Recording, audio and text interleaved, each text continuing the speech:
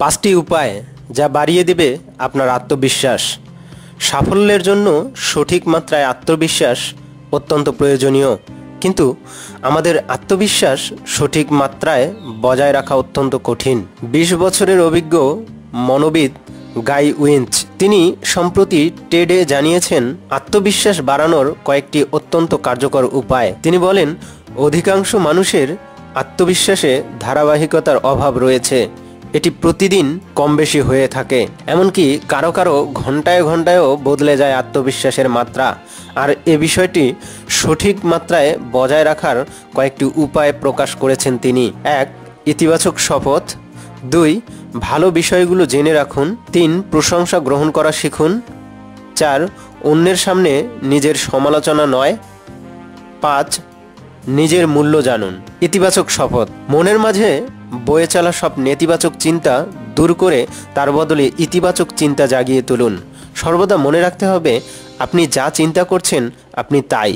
কিন্তু অনেকেই আবার বিষয়টিকে ভুলভাবে ব্যাখ্যা করতে পারেন, যা মানুষকে আলসে করে দিতে পারে। এ কারণে মনের মাঝে সঠিকভাবে বিষয়টি ব্যাখ্যা করা গুরুত্বপূর্ণ।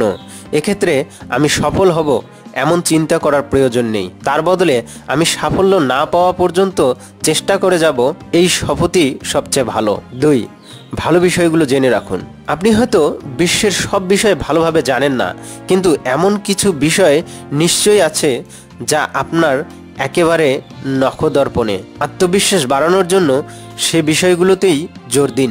নিজের ওই গুণ কিভাবে আরও মানুষের মাঝে পৌঁছানো যায়, দায়িত্বশীল ও বড় ভূমিকায় অবতীর্ণ হওয়া যায়, সেজন্য চেষ্টা করুন। 3. প্রশংসা গ্রহণ করা শিখুন। অন্য কেউ আপনার প্রশংসা করলে আপনি কি অপ্রস্তুত হন? অনেকেই এখন সঠিকভাবে প্রশংসা গ্রহণ করতে পারছেন না। আত্মবিশ্বাসের অভাবেরও একটি লক্ষণ এটি।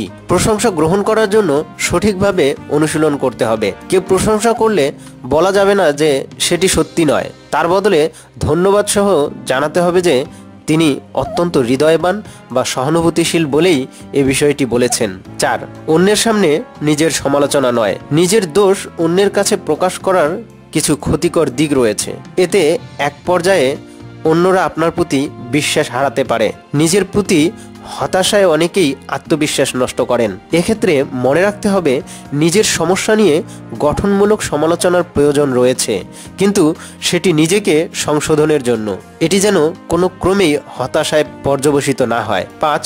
নিজের মূল্য জানুন।